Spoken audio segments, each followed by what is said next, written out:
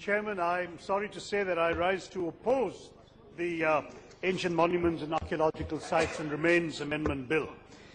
I find it violative of two very important urgings of our Constitution. Article 51A, which says it's a fundamental duty of every citizen of India to value and preserve our rich and composite culture, and Article 59, which places the duty upon the state to protect historical sites and ancient monuments. This duty is enshrined in the 2010 bill, which the government is seeking to amend. In that bill, we created statutory buffer zones of about 100 meters around each protected monument as a prohibited area in which construction was completely banned, and then a further 200 meters as a regulated area in which there was a protective buffer zone, Mr. Chairman, so that we could actually investigate whether construction would be appropriate. So construction, reconstruction, repair, renovation was possible, but only with the approval of the competent authority. While replying to the debate that took place in this House back during the passage of the 2010 amendment in law, the then Minister of Culture, my good friend Mr. Veerappa Moily, who's sitting right next to me today, 7 years ago, he made it very clear that the legislative intent was to completely prohibit construction within the prohibited area, and he specifically said this does mean that future governments will have to plan projects in such a way that it will not require and not permit any interference in the prohibited area. So this is on record, it's in the House debates, we can see what the intent of the bill was. Now, what do we see under clause 3 of the bill that the government is providing? It says that public works may be carried out within the prohibited area. What are the public works? Of course, they assure us it's only infrastructure works, construction necessary for the safety and security of the public. But there is a lot of ambiguity in this. Who decides what is necessary for the safety and security of the public? We look at the cabinet note that's been issued by the Ministry of Culture. It gives two examples that are very instructive. One is to build an elevated road near Akbar's tomb in Agra so as to facilitate traffic. Now I ask you, Mr. Chairman, can we imagine the damage that a road right next to Akbar's tomb can cause?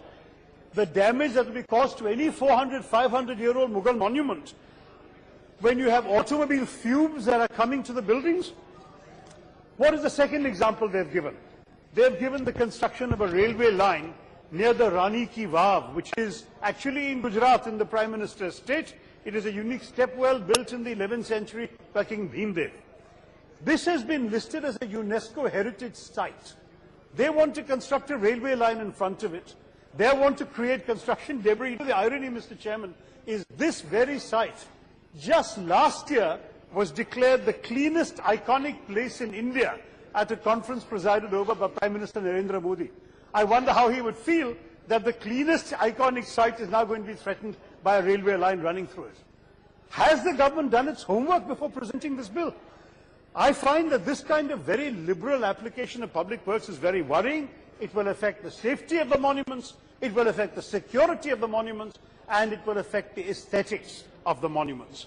The fact is that historical structures and archaeological remains are always the most susceptible to any kind of heavy vibration from construction, road building and so on, chemical effects, mechanical stresses in the area, and construction within the prohibited area can severely damage the monuments beyond repair.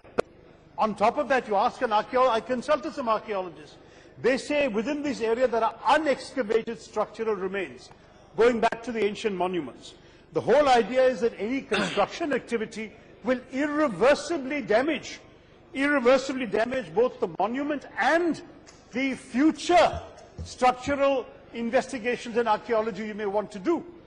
Even now, as we know, for example, in the whole Ram Janmabhoomi controversy, the ASI, by digging around the foundations of the Babri Masjid, had found the ruined pillars of an old temple. Now, if you had built a road right past the Babri Masjid, you would never have known this. You have to understand that modern construction also prevents future archaeology. Now, I know what my friend the minister is going to reply.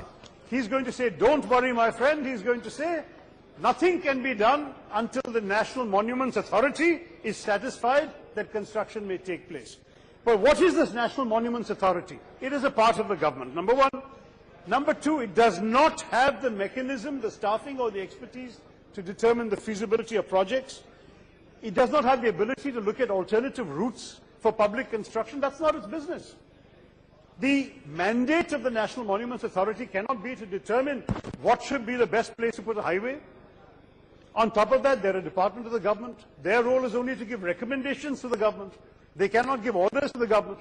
The government is empowered to overrule them. And once the government overrules them, that is the end of the matter. NMA has given its recommendation, government has said this is important, and that would be the end of that. It places arbitrary powers, Mr. Chairman, in the hands of the government to actually threaten our historical heritage and our archaeological monuments.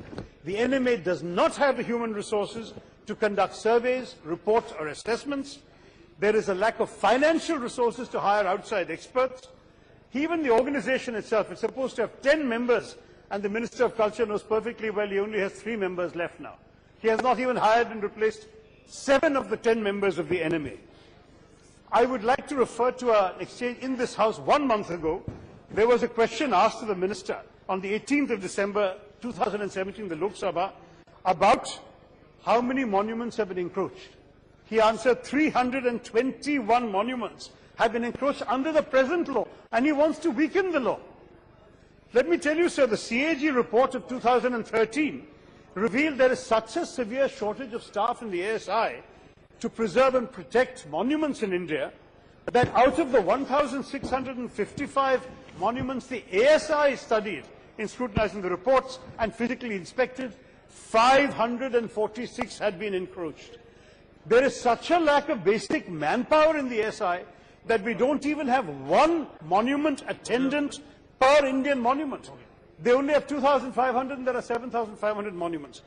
Mr. Chairman, in 2009, I'll just take 2 minutes, sir. In 2009, the ASI had an expert committee that looked at the possibility of construction near Humayun's tomb, and they said, yes, go ahead. It took the Delhi High Court to stop it.